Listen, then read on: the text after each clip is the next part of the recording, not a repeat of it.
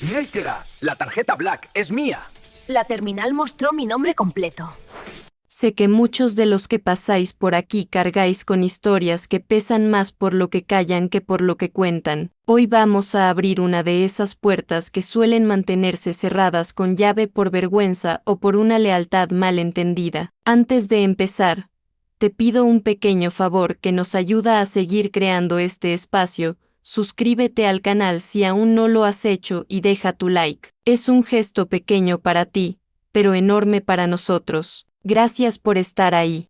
Siempre he pensado que el silencio en una relación no es la ausencia de ruido, sino la acumulación de cosas que no se dicen para evitar una guerra. En mi casa, el silencio tenía el color negro mate de una tarjeta de crédito y el sonido de las notificaciones bancarias que yo borraba rápidamente de mi teléfono para que él no las viera. Me llamo Elena, tengo 38 años y, a ojos del mundo, soy la mujer con suerte que camina del brazo de Marcos. Marcos es ese tipo de hombre que llena una habitación solo con entrar, alto, con una sonrisa ensayada que parece abrir todas las puertas y una habilidad innata para hacerte sentir que, si estás a su lado, estás en el bando ganador. Sin embargo, hacía casi 2 años que yo sabía que nuestro bando era un castillo de naipes sostenido únicamente por mi nómina y mi capacidad para tragar saliva. Todo empezó de forma gradual, como suelen empezar los desastres que te cambian la vida. Marcos trabajaba en el sector inmobiliario, o eso decía su perfil de LinkedIn. La realidad es que llevaba 3 años encadenando proyectos de alto nivel que nunca cuajaban, inversiones que se quedaban en humo y reuniones interminables en cafeterías caras que él pagaba religiosamente. O mejor dicho, ¿qué pagábamos nosotros? El viernes del que os quiero hablar no parecía diferente a cualquier otro viernes de nuestra rutina de apariencias. Marcos entró en el dormitorio mientras yo terminaba de maquillarme frente al espejo. Llevaba una camisa blanca impoluta, desabrochada en el primer botón, y esos gemelos de plata que le regalé por nuestro aniversario cuando me ascendieron a directora financiera en mi empresa. Elena, cariño, dijo, apoyándose en el marco de la puerta con esa seguridad que a veces me fascinaba y otras me daba náuseas. Hoy vienen los del máster, Javi, Luis y sus mujeres. Vamos a ir a la cúpula. Sentí un nudo en el estómago. La cúpula era el bar de moda de la ciudad, un sitio donde un gin tonic costaba lo mismo que la compra semanal de una familia media. Marcos, estoy agotada. Intenté excusarme, bajando el rímel. He tenido una semana infernal con el cierre trimestral. Además, este mes vamos un poco justos.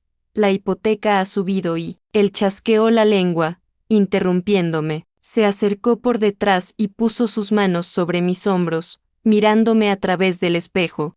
Su contacto era cálido, pero tenía un peso, una exigencia. No seas aguafiestas. Mi vida, es importante. Luis está moviendo un tema de unos terrenos en la costa y necesito que me vea fuerte. Si aparezco allí, invito a una ronda y demuestro solvencia. El negocio es mío. Es una inversión. Elena, no es un gasto. Inversión. Esa era su palabra mágica. Llevábamos invirtiendo en su imagen 3 años y el retorno siempre era cero. Pero yo, atrapada en esa dinámica de no querer castrar su ego, de no querer ser la mujer que le recuerda a su marido que no factura, asentí. Está bien, pero por favor, no nos volvamos locos. Él sonrió, me dio un beso en el cuello y se giró para ir al vestidor. Por cierto, dijo, como quien se acuerda de un detalle sin importancia, ponte el vestido azul, el sencillo. No quiero que vayas demasiado ejecutiva.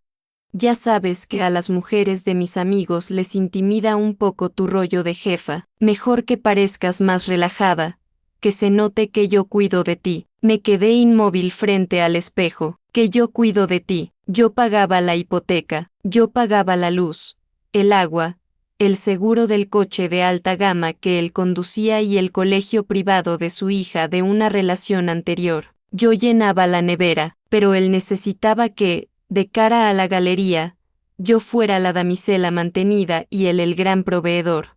Lo más triste no es que él me lo pidiera, lo más triste es que yo fui al armario y saqué el vestido azul. Salimos de casa una hora después. En el taxi, el ritual de siempre. ¿Llevas la tarjeta?, me preguntó en un susurro. Aunque el taxista no nos prestaba atención, abrí mi bolso y saqué la tarjeta negra. Era una tarjeta adicional de mi cuenta principal. Una cuenta a la que él no tenía acceso directo pero de la que gastaba sin freno. Él había insistido en que fuera de color negro. La imagen, Elena, la imagen lo es todo. Se la tendí. Él la guardó en su tarjetero de piel con una naturalidad pasmosa, como si fuera el fruto de su sudor. Gracias, guapa. Luego hacemos cuentas. Ya sabes que estoy esperando esa transferencia de Londres la semana que viene. La transferencia de Londres, la transferencia de Zúrich, la transferencia de los inversores árabes. Siempre había una transferencia imaginaria a punto de llegar que justificaba el saqueo de mi cuenta de ahorros. Llegamos al bar. El sitio era espectacular, con vistas a toda la ciudad iluminada, música de Ephouse a un volumen que impedía hablar sin gritar y gente guapa fingiendo pasarlo bien. Sus amigos ya estaban allí, ocupando uno de los reservados VIP. «Hombre, Marcos», gritó Luis, levantándose con una copa en la mano. «El rey de la fiesta, pensábamos que nos ibas a dejar tirados». «Jamás. Hermano, aquí estamos», dijo Marcos, abriendo los brazos y ocupando todo el espacio. Luego me señaló con un gesto vago. «Ya conocéis a Elena». «Hola», dije, sonriendo tímidamente. Las mujeres me escanearon de arriba a abajo. Vi la aprobación en sus ojos. Vestido sencillo, sonrisa discreta, un paso por detrás de él. Estaba cumpliendo mi papel a la perfección. Nos sentamos. La mesa estaba llena de botellas vacías y platos de ostras a medio terminar. El ambiente era de euforia masculina, de negocios millonarios cerrados entre risas. Yo me senté en una esquina del sofá de terciopelo, sintiéndome pequeña, invisible. Pedí agua con gas. Marcos pidió el whisky más caro de la carta sin siquiera abrirla. «Entonces, Marcos», dijo Javi, inclinándose sobre la mesa, «¿qué tal va esa promoción en el norte? Me han dicho que estáis a punto de vender sobreplano». Marcos se recostó, cruzó las piernas y dio un sorbo a su bebida con una calma teatral. «Va como un tiro, Javi. Estamos desbordados. De hecho, estoy pensando en contratar a alguien solo para gestionar mi agenda, porque no me da la vida. La semana que viene firmo la opción de compra de otros 2 solares». Mentira, todo era mentira. La promoción en el norte era un proyecto que le habían rechazado hacía 6 meses. No tenía agenda que gestionar porque pasaba las mañanas jugando al pádel y las tardes viendo series en el sofá de mi casa. Miré hacia la barra, donde los camareros pulían copas, y sentí una oleada de vergüenza ajena tan fuerte que tuve que apartar la mirada. ¿Cómo podía mentir con esa facilidad? ¿Cómo podía mirarme a los ojos después, en la cama, sabiendo que yo sabía la verdad? Pero lo peor estaba por llegar. «Oye, pues hay que celebrarlo», dijo Luis, eufórico. «Camarero, otra ronda de mote para todos». «¿Qué paga Marcos?». Marcos soltó una carcajada, encantado de ser el centro de atención. «Por supuesto que pago yo», gritó, golpeando la mesa. «Aquí no se escatima. Elena, cariño, ¿tú quieres algo más que ese agua triste? Pídete un cóctel. Mujer, alégrate esa cara». Todos me miraron. Sentí sus miradas juzgando mi cara triste. «Estoy bien así. Gracias», murmuré. «Es que Elena es muy hormiguita», dijo Marcos, guiñando un ojo a sus amigos. «Le cuesta disfrutar del dinero. Menos mal que estoy yo para enseñarle a vivir, ¿verdad?». Las risas de la mesa fueron como bofetadas. «Hormiguita». Yo era la que trabajaba 12 horas al día para que él pudiera jugar a ser millonario. En ese momento, algo dentro de mí hizo clic. No fue una explosión, fue algo más silencioso, como un hueso que se rompe por estrés. Miré a Marcos, tan guapo, tan seguro, tan falso, y me di cuenta de que estaba sola en esa relación. No tenía un compañero, tenía un parásito con tarjeta Black. El camarero llegó con las botellas de champán, las bengalas y todo el espectáculo. Marcos se levantó para brindar.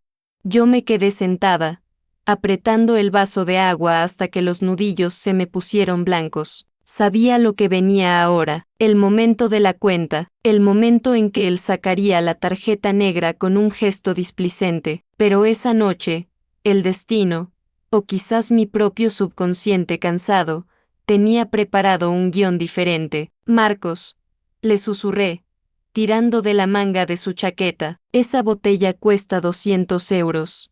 Él se soltó con un movimiento brusco, molesto por mi interrupción en su momento de gloria. Relájate, Elena, yo controlo. No, Marcos, no controlas. La cuenta está al límite. Que te calles, me siseó al oído, con una voz que sus amigos no podían oír. Una voz fría y dura que contrastaba con su sonrisa pública. No me avergüences ahora. Me aparté, dolida. El camarero dejó la cubitera en el centro. La fiesta seguía. Yo miré mi teléfono bajo la mesa. Abrí la aplicación del banco. Saldo disponible en la cuenta asociada a la tarjeta, 450 euros. Miré la mesa. Había 3 botellas de moté, más las rondas anteriores de whiskies y gin tonics premium. Hice un cálculo rápido mental. La cuenta iba a superar los 600 euros con facilidad. El desastre era inminente. La tarjeta iba a ser rechazada. Iba a ocurrir delante de todos sus amigos, delante de las esposas perfectas. Marcos iba a quedar como un moroso, y yo tenía 2 opciones: salvarlo una vez más, transfiriendo dinero de mi cuenta de ahorros personal en ese mismo instante, en silencio, bajo la mesa, como siempre hacía, o dejar que se estrellara. Miré a Marcos. Estaba contando un chiste, riendo con la boca abierta, ajeno al abismo financiero que se abría bajo sus pies italianos. Mi dedo se quedó flotando sobre el botón de transferir en la pantalla del móvil. Era tan fácil salvarlo. Solo un clic, solo un sacrificio más. Pero entonces, él me miró y me hizo un gesto con la cabeza, imperativo, señalando mi vaso vacío, como ordenándome que sonriera, y apagué la pantalla del móvil. Guardar el teléfono en el bolso fue como apretar el gatillo de una pistola con silenciador. Nadie oyó el disparo, nadie vio el humo, pero yo sabía que la bala ya estaba en el aire, viajando inexorablemente hacia el pecho de Marcos. La fiesta continuó durante 20 minutos más, 20 minutos que se me hicieron eternos. Marcos estaba en su salsa, embriagado no tanto por el alcohol sino por la adoración de su público. Contaba anécdotas robadas, historias que yo le había oído a otros, y que él se apropiaba con un descaro fascinante, porque al final, el secreto del éxito es saber cuándo arriesgar, decía, gesticulando con la copa en la mano, derramando unas gotas sobre el mantel. La gente tiene miedo al dinero, yo no, yo respeto el dinero, y por eso el dinero viene a mí. Luis asentía, hipnotizado. ¿Qué razón tienes, tío? A ver si nos sentamos la semana que viene y me explicas bien ese fondo de inversión del que hablas. Tengo unos ahorrillos que quiero mover. Cuando quieras, respondió Marcos, dándole una palmada en la espalda. Tú llámame y mi secretaria te busca un hueco. Mi secretaria. Me mordí la lengua hasta casi hacerme sangre. Su secretaria era una agenda de Google Calendar que yo le había configurado en su móvil y que estaba vacía el 90% del tiempo. Me sentía flotar fuera de mi cuerpo, observando la escena desde arriba. Veía a mi novio, el hombre con el que compartía cama, mintiendo a sus amigos de la infancia con una frialdad sociópata, y me veía a mí misma, sentada en la esquina, con las manos entrelazadas sobre el regazo, esperando el impacto. Finalmente, Marcos levantó la mano y chasqueó los dedos buscando al camarero. Jefe, la dolorosa, cuando puedas. El término la dolorosa siempre me había parecido vulgar, pero esa noche iba a ser literal. El camarero, un chico joven con chaleco negro y cara de cansancio profesional, se acercó con la bandeja de cuero y el datáfono en la mano. Aquí tiene, caballero. Marcos ni siquiera miró el ticket. Hubiera sido de pobre revisar si habían cobrado bien las copas. Cogió el papel, lo arrugó en una bola y lo dejó en el cenicero con desdén. «Cóbrate de aquí», dijo, sacando mi tarjeta negra de su tarjetero.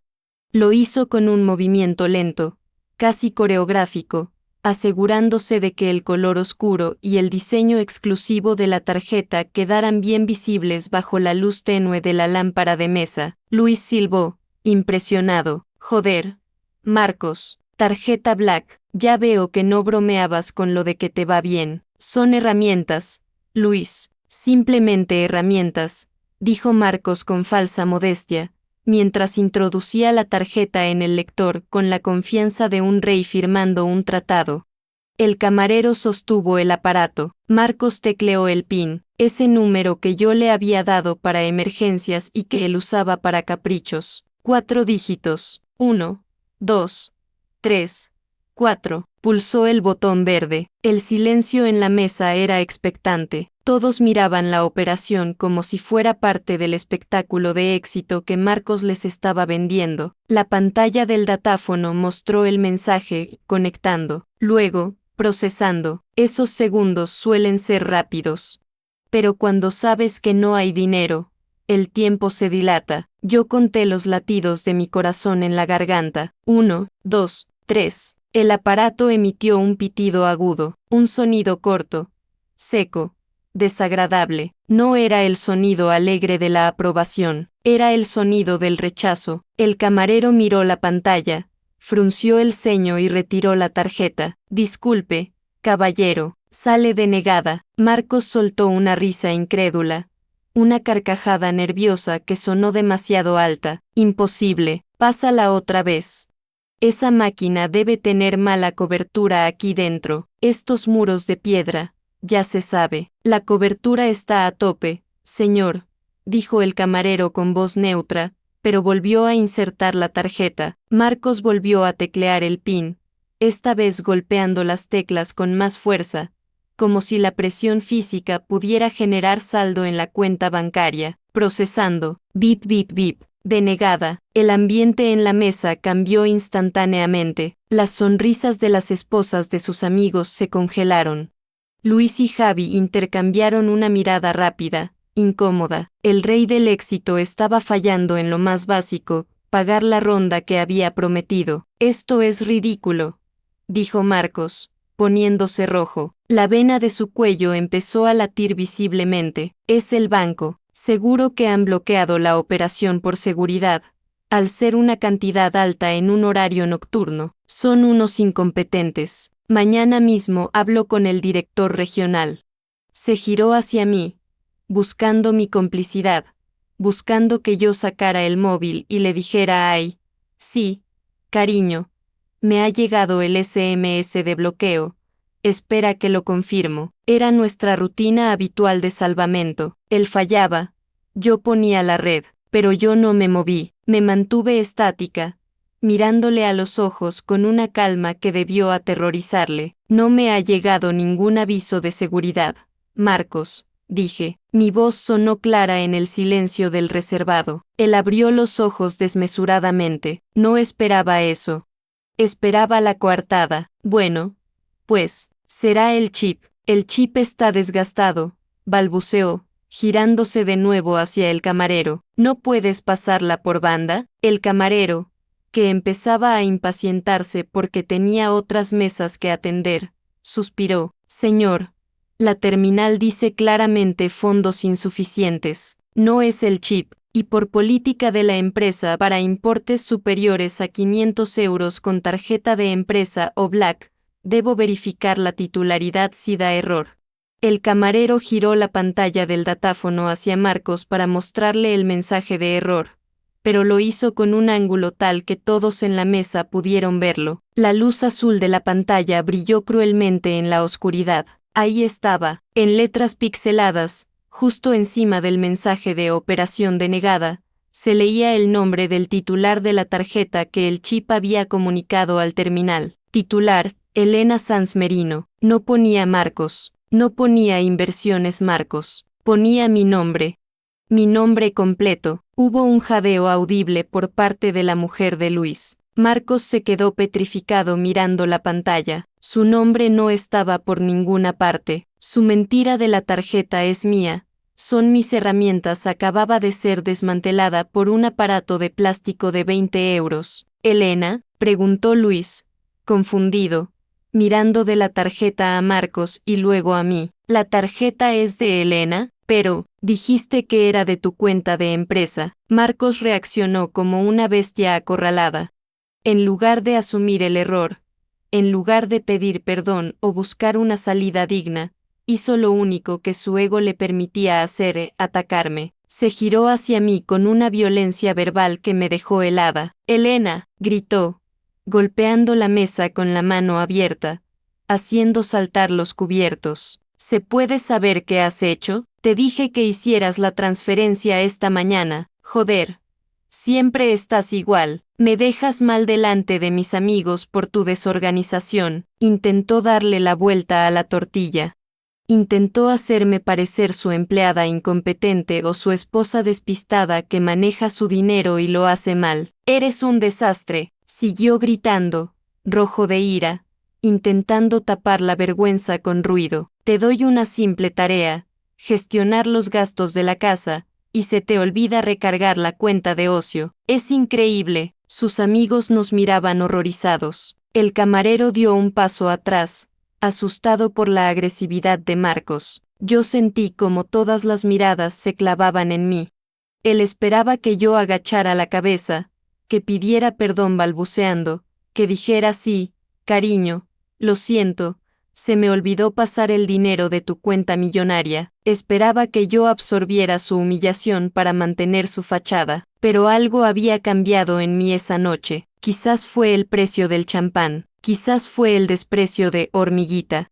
O quizás fue ver mi nombre brillante en esa pantalla, recordándome quién era yo realmente, la dueña de la tarjeta, la dueña del dinero y, por fin, la dueña de mi voz. Me levanté despacio del sofá de terciopelo, alicé mi vestido azul, ese que él había elegido para que yo pareciera inofensiva. Cogí mi bolso, miré al camarero. Perdona, le dije con suavidad. ¿De cuánto es la cuenta exactamente? 680 euros, señora, asentí. Luego miré a Marcos. Él respiraba agitadamente, con los ojos inyectados en sangre, esperando que yo sacara otra tarjeta y pagara, validando su excusa del olvido. Metí la mano en el bolso. Marcos suspiró aliviado, relajando los hombros, pensando que había ganado de nuevo, pensando que el SOP continuaba, pero no saqué la cartera. Saqué un billete de 50 euros, lo dejé sobre la mesa, junto a las ostras vacías. Esto cubre mi agua con gas y mi parte del servicio, dije. Marcos me miró sin entender. ¿Qué haces?, susurró, con el pánico volviendo a sus ojos. Paga la cuenta. No, dije. ¿Cómo que no? Que no, esa tarjeta está a mi nombre, Marcos, como acabamos de ver todos. Y esa cuenta está vacía porque tú te lo has gastado todo. No hay nada que transferir, no hay cuenta de ocio, no hay inversiones, solo está mi nómina, y te la has bebido. Lo dije con un tono de voz normal, conversacional. No grité, no lloré, y eso fue lo que lo hizo devastador.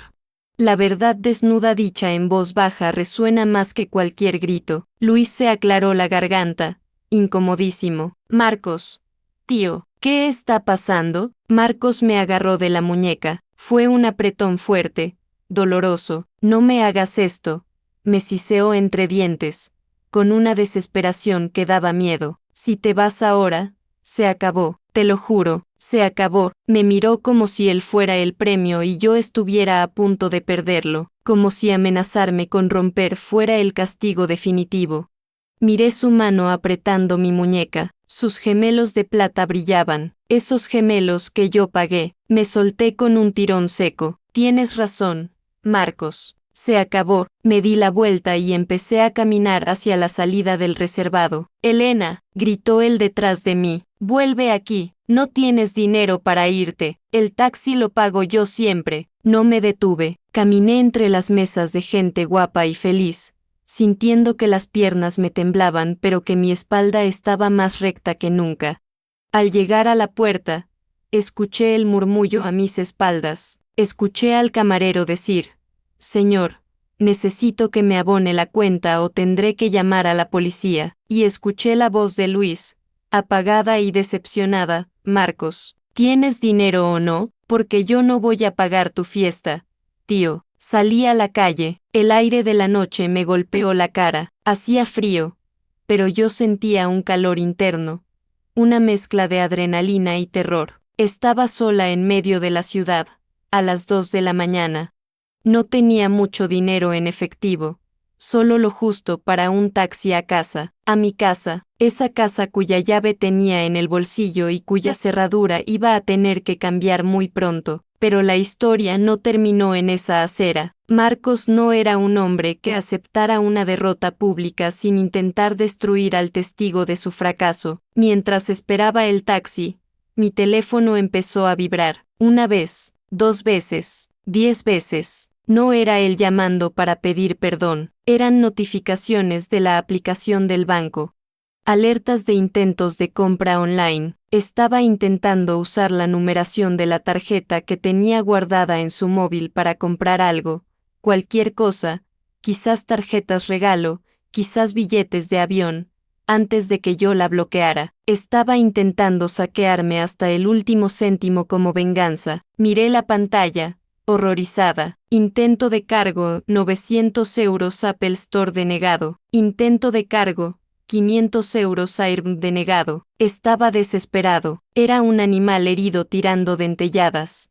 Subí al taxi, a la calle Velázquez. «Por favor», le dije al conductor, y rápido. Tenía que llegar a casa antes que él. Tenía que bloquear las cuentas, cambiar las claves y, lo más importante, sacar sus cosas al rellano antes de que él volviera para intentar manipularme una última vez. Pero no sabía que Marcos no iba a volver a casa esa noche.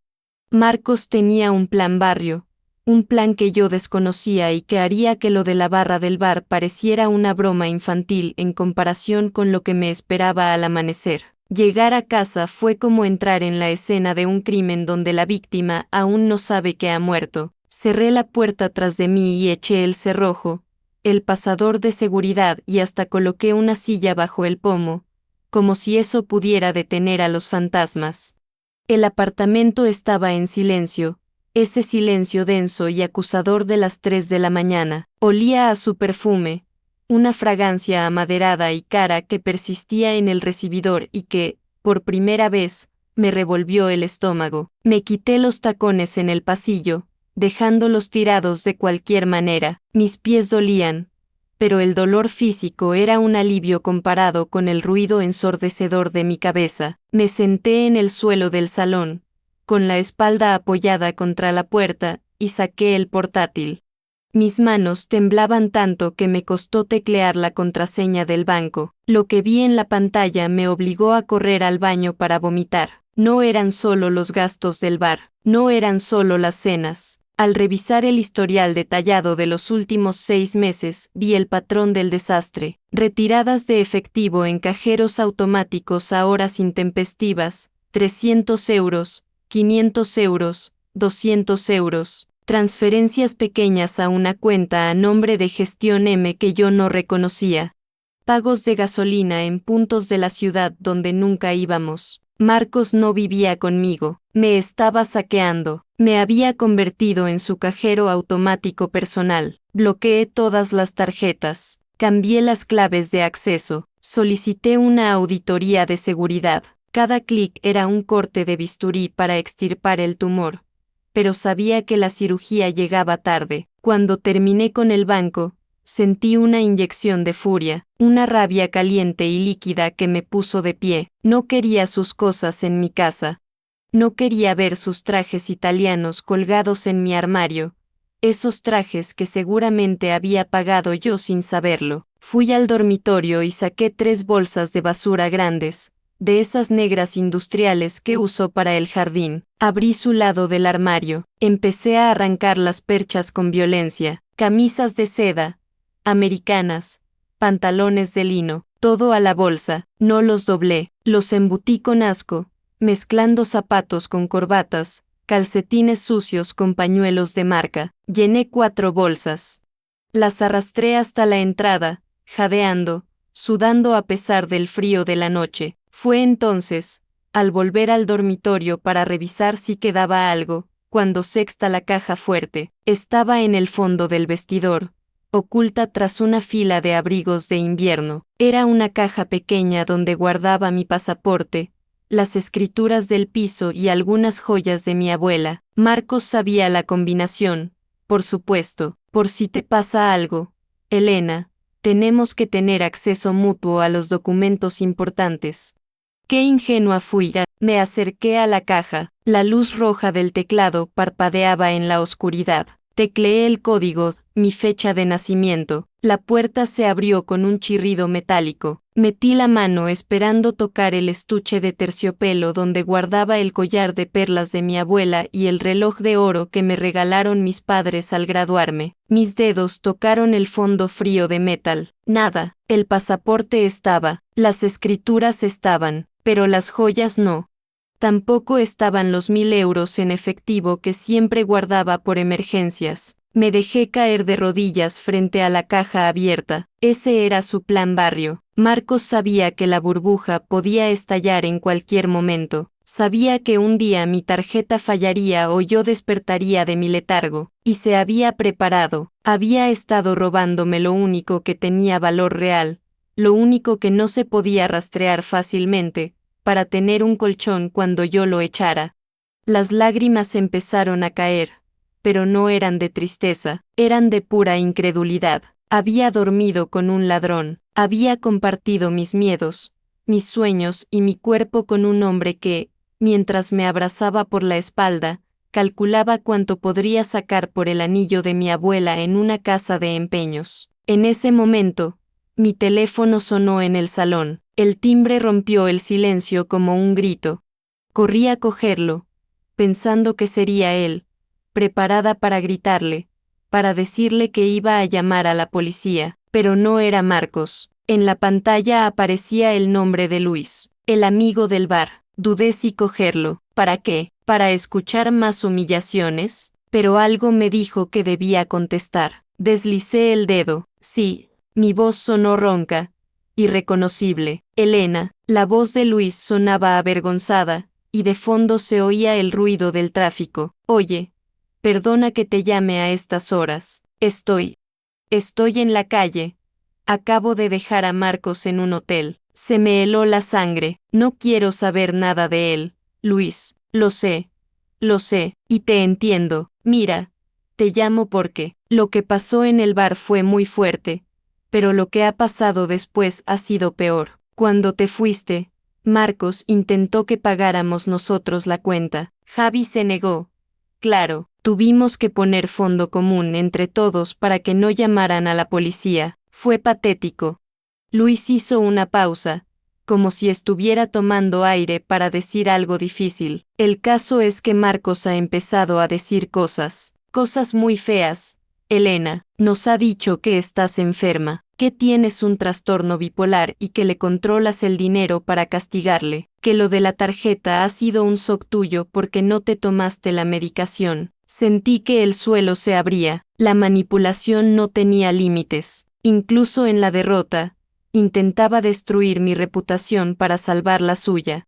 ¿Y tú le crees?, pregunté, conteniendo las ganas de gritar. No, dijo Luis con firmeza, no después de ver cómo intentaba colarnos la cuenta y luego, Elena, cuando le dejamos en el hotel, le oí hablar por teléfono, no sé con quién hablaba, pero estaba muy alterado. Le decía a alguien, tranquila, nena, tengo el material. Mañana lo liquido y te llevo el dinero. Esa estúpida no se ha dado cuenta de nada. Tengo el material, las joyas. Estaba hablando con otra mujer, o con otro cómplice.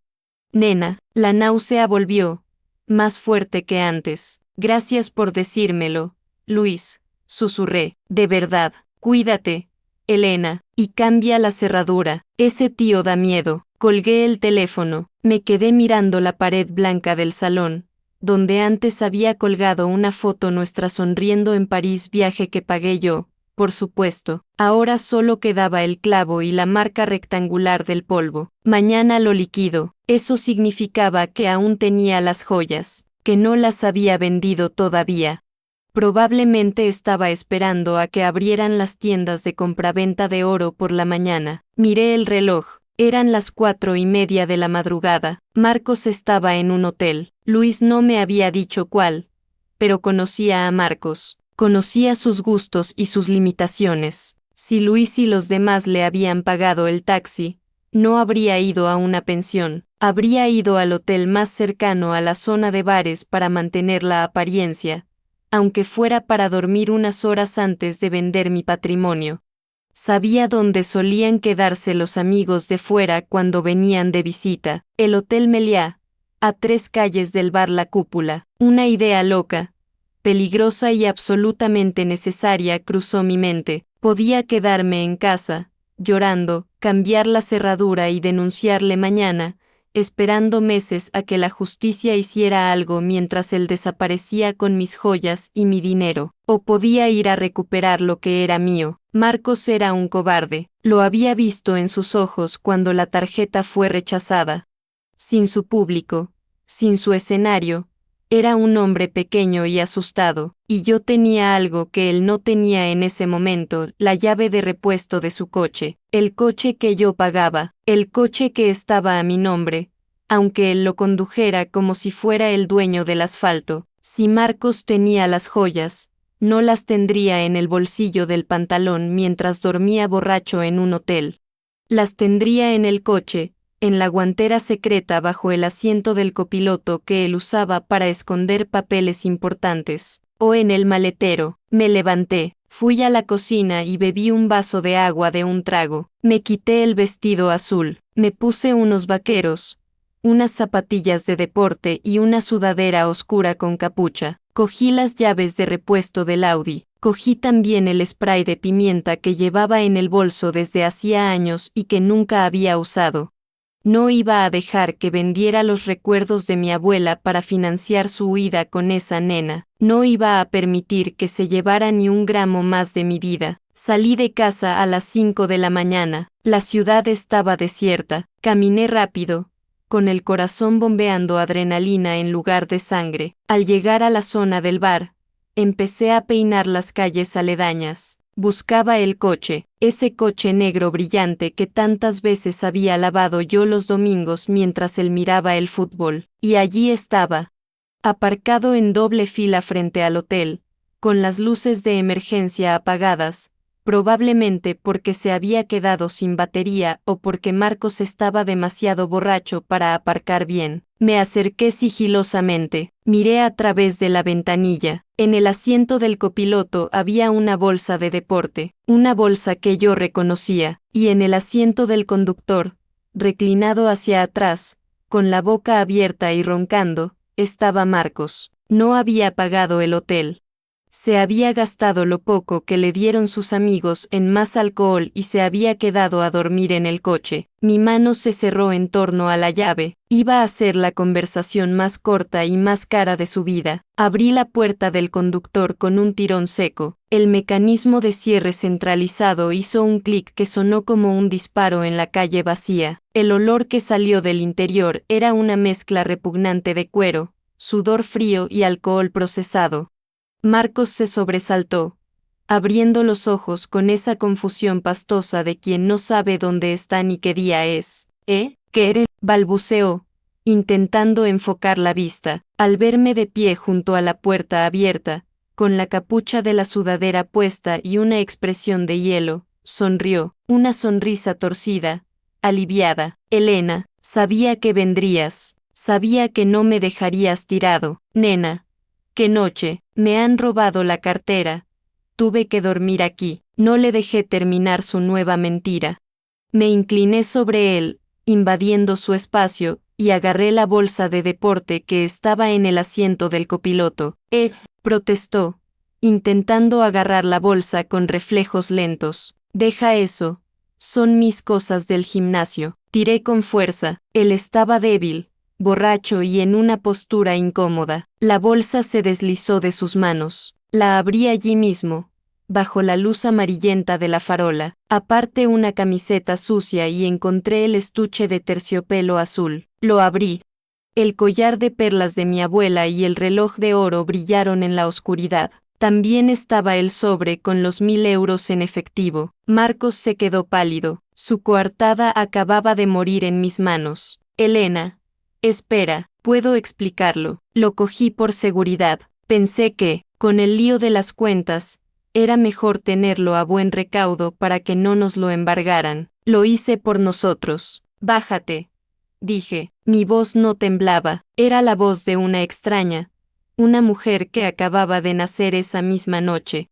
¿Qué? Preguntó, parpadeando. Que te bajes del coche, ahora mismo. Marcos soltó una risa nerviosa, intentando recuperar su papel de macho alfa, aunque tenía la camisa arrugada y los ojos rojos. Vamos, Elena, no seas ridícula. Sube y llévame a casa. Estoy helado. Mañana hablamos de todo esto con calma. Ya se te pasará el enfado. Siempre se te pasa. Esa frase, siempre se te pasa, era la síntesis de nuestra relación.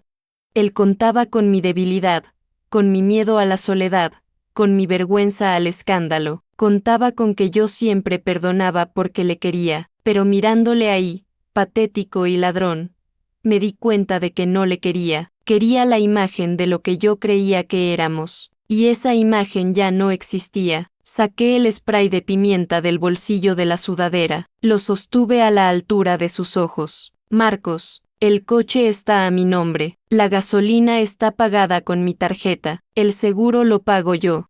Este coche es mío, y tú eres un ladrón que tiene mis joyas en una bolsa para venderlas. Tienes 3 segundos para bajarte antes de que te vacíe este bote en la cara y llame a la policía para denunciarte por robo doméstico. 1. Su sonrisa desapareció. Vio algo en mis ojos que nunca había visto antes, la ausencia total de duda. Estás loca, murmuró, desabrochándose el cinturón de seguridad con manos torpes. 2. Abrió la puerta y salió tropezando a la acera. El frío de la mañana le hizo encogerse. Se abrazó a sí mismo, mirándome con una mezcla de odio y incredulidad. No puedes dejarme aquí, dijo, con voz temblorosa. No tengo dinero, no tengo chaqueta. Me senté en el asiento del conductor. Ajusté el espejo retrovisor, que estaba movido a su altura. Puse la bolsa con las joyas en el asiento del copiloto, donde debía ir lo importante. Arrancé el motor. El sonido del Audi, suave y potente, llenó la calle. Bajé la ventanilla 1 centímetro. La tarjeta Black es mía, Marcos, le dije, repitiendo sus palabras del bar. Y el coche también. Búscate la vida. Eres un hombre de éxito, ¿no? Seguro que se te ocurre algo. Aceleré. Por el retrovisor, vi cómo se quedaba en medio de la calzada, gritando insultos, haciéndose pequeño hasta convertirse en un punto insignificante en la distancia. No sentí pena, sentí, por primera vez en 3 años, que respiraba aire limpio. Llegué a casa cuando empezaba a amanecer. No me fui a dormir. Llamé a un cerrajero de urgencia a las 7 de la mañana. Me costó caro, pero ver cómo cambiaban el bombín de la puerta fue el dinero mejor invertido de mi vida. A las 9, fui al concesionario y puse el coche a la venta. No quería ese coche, olía a él. Con el dinero que saqué, liquidé parte de la hipoteca y me compré un pequeño utilitario de segunda mano que olía a nuevo, a mío. Marcos intentó volver, por supuesto, llamó desde números ocultos. Me envió correos electrónicos alternando entre súplicas de amor eterno, eras la mujer de mi vida, me equivoqué y amenazas veladas, tengo abogados, ese coche era un bien ganancial de facto, pero yo ya había hecho los deberes. Mi abogado le envió una lista detallada de todos los gastos que él había hecho con mis tarjetas, sumando una cantidad que constituía un delito de apropiación indebida continuada, y le sugirió amablemente que desapareciera si no quería acabar en el juzgado. Desapareció. Han pasado 8 meses. A veces, me cruzo con alguno de sus amigos, como Luis. La última vez, Luis bajó la cabeza avergonzado, pero luego me paró para pedirme perdón. Me contó que Marcos se había ido a otra ciudad, que estaba viviendo con una chica muy joven, hija de un empresario local, y que ya estaba conduciendo el coche del padre de ella. El parásito había encontrado un nuevo huésped. Sentí una punzada de lástima por esa chica desconocida, pero supe que no podía salvarla.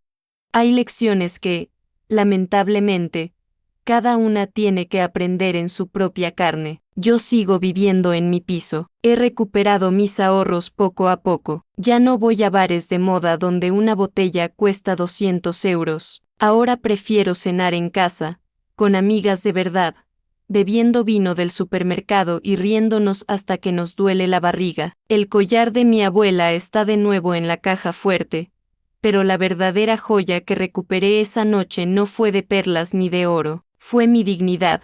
A veces, cuando voy a pagar algo en el supermercado o en una cafetería, saco mi tarjeta. Es una tarjeta normal, azul, de débito. No es Black, no impresiona a nadie, pero cuando miro el nombre impreso en el plástico, Elena Sanz Merino, sonrío, porque ahora sé que cada euro que hay ahí es mío, que nadie me está robando el futuro mientras me sonríe, y que el precio de la libertad, aunque parezca caro cuando tienes que pagarlo de golpe una noche fría de viernes, es la mejor inversión que existe.